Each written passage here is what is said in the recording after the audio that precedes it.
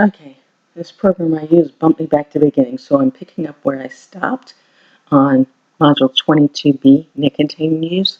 And from my first recording, I changed my mind. You can have a total of 3 recordings. So this recording will be Module 22B on nicotine use and 22.3 on substance abuse. And then there will be a third, very short recording on the pharmacology aspect of this. Okay, so this starts on page 1682. Nicotine facts: cigarette smoking, single most preventable cause of disease and death in the United States. That is a shame. Forms of tobacco and nicotine use. A single-use Juul cartridge is roughly equal to a pack of cigarettes or 200 cigarette puffs. Use of e-cigarettes has been shown to increase likelihood of smoking cigarettes for young adults. Young adults who use e-cigarettes are more than 4 times as likely to begin smoking tobacco within 18 months as their peers who do not vape. Pathophysiology: nicotine's a stimulant. They don't understand that. They think it helps them relax. It's actually a stimulant causing vasoconstriction, so that causes all kinds of vascular problems throughout life. Impaired tissue oxygenation in areas narrowed by atherosclerosis. Some key notes: increased heart rate, increased blood pressure, increased peripheral vascular resistance.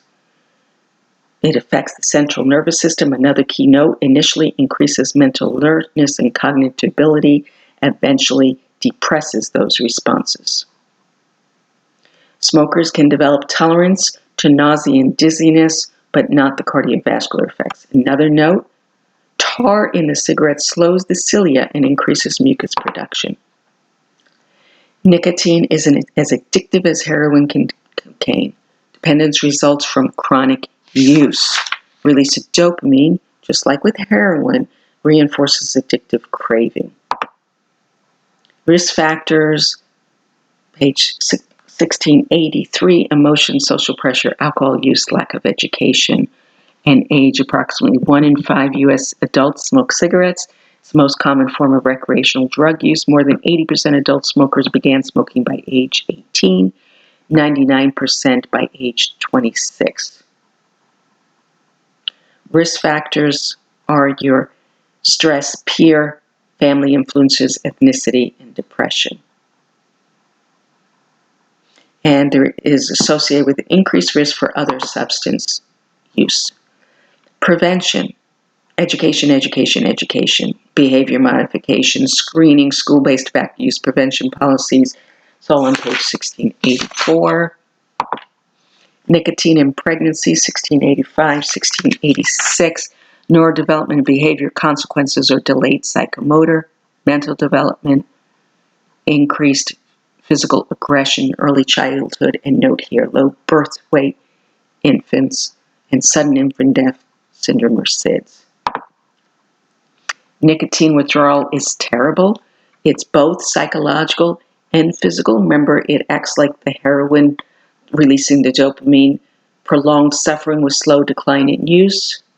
Need nicotine replacement therapy and behavior modification. Assessment: smoking history is frequency of nicotine use, how long, and any symptoms of complication. There's also the psychosocial aspect and open-ended, non-threatening questions. Implementation: serve as a role model by not smoking, provide education, suggest resources, educate young people on dangers of smoking. Only a small percentage of people can quit on any given attempt. Success rates increase with adjunct therapies such as nicotine replacement. They need medication plus counseling for the best success, and usually it's multiple tries before they're successful. Note: sugar-free gum instead of replacing that cigarette with food and sweets because of weight gain and other complications. Where did I go? What's it going to?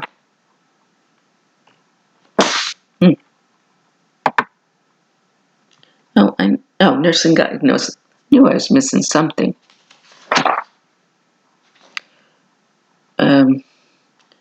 Voice strategies for support with quitting if and when ready. There's actually tools you can use for the readiness, and also the 5 A's apply here. Okay, Module 22C, substance abuse. Substance abuse is the use of any chemical in a manner inconsistent with medical or culturally defined social norms. Any substance. It's a cluster of cognitive, behavioral, and physiological symptoms. May involve permanent brain damage. Sad. Some terminology. Craving is an intense desire for the substance where it's difficult to think of anything else. Impaired control, taking a substance in large amounts over a long period of time, wanting to reduce, wanting to quit, spending a lot of time obtaining, using, or recovering from the effects. Kindling is long-term changes in the brain neurotransmitters that occur after repeated detoxifications. Repeated detoxification, note this, increases neuron sensitivity. Eventually, brain has spontaneous dysfunction. Sad. Neonatal abstinence syndrome is drug withdrawal syndrome in the newborn because of opiates use during pregnancy. Risky use is repeated use of substance in situations which are physically hazardous despite knowledge. Tolerance needing a markedly larger dose to achieve desired effect, and withdrawal is abstinence from the substance. Etiology, epidemiology, greater than 50% of first-time users were less than age 18, and greater than 50% of new users are female. Relapse rate in drug addiction is 40 to 60%, very high. And we've all heard about the prescription opioid problems in the United States, not just the United States. Risk factors, family history, mental illness, depression, anxiety, peer pressure, lack of family involvement, and being male. That's different than some of the other risk factors in the other substance things. What did I go backwards for? Sorry. Craving, kindling. I spoke on that a little. The neurosensitivity increases. I did tell you to take a note of what I mentioned there on the neurons. Brain responds spontaneously in dysfunctional way, even when the substance no longer being used.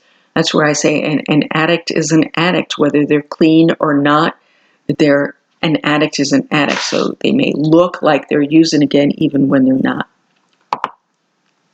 Withdrawal symptoms, nausea, vomiting, increased irritability, sweating, shaking, feeling confused, abdominal pain, hallucinations, seizures in alcohol, seizures in substance, seizures with use, especially seizures during withdrawal. Caffeine is a stimulant and it can increase cardiac-related risk, concern with adolescents, large consumption.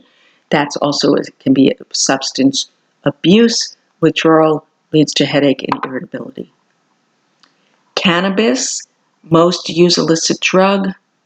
Short term, it increases heart rate and bronchodilator. Here's long term, which we don't hear about. Airway constriction, inflammation, they can get COPD. Increased incidence of acute and chronic bronchitis.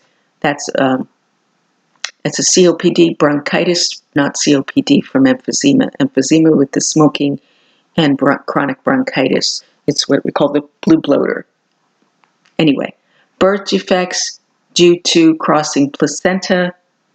17% of those who start using it young become dependent on it. Daily users, 25 to 50% become dependent if they're daily users. Chronic use, amotivational and memory impairment. That is proven over and over again.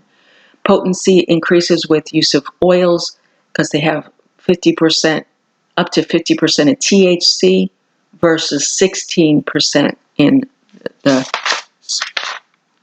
non-oil-based. Central nervous system depressants. These are barbiturates, benzos, paraldehyde, chloral hydrate. Cross dependence exists among all central nervous system depressants. Risks of accidental overdose. Chronic use leads to a tolerance, but not respiratory depression.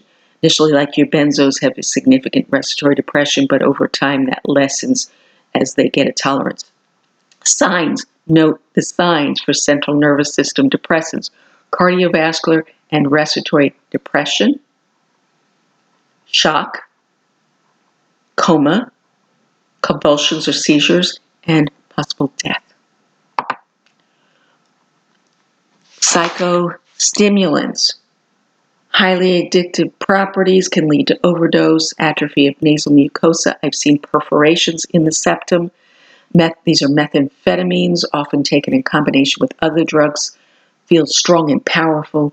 Note, they can be aggressive. Signs are hyperactive, ataxia, that balance weirdness, myocardial infarction, stroke, respiratory distress, and death. Dependence more psychological than physical on psychostimulants. Look at this with the meth user. It's just awful. Opiates. Morphine, meperidine, which is Demerol, codeine, hydrocodone. You'll hear that as Vicodin and Lortab. Oxymorphone, oxycodone. So you have heroin and methadone. I mentioned the common names: Vicodin, Percocet, Oxycontin, Opana. Note the signs: pupils dilated due to anoxia, lack of oxygen, respiratory depression and arrest, coma, shock, convulsions, death, which is what I said previously on your central nervous system depressants. Drug abuse-related emergency department visits involving narcotics increased 153% between 2004 and 2011. I did not look up newer numbers, but it's higher than that. And with this whole pandemic, they expect it to exacerbate again. Hallucinogenics, PCP or angel dust, MDMA or ecstasy, and LSD. All are called psychedelic drugs because they bring on thoughts, perceptions, and feelings.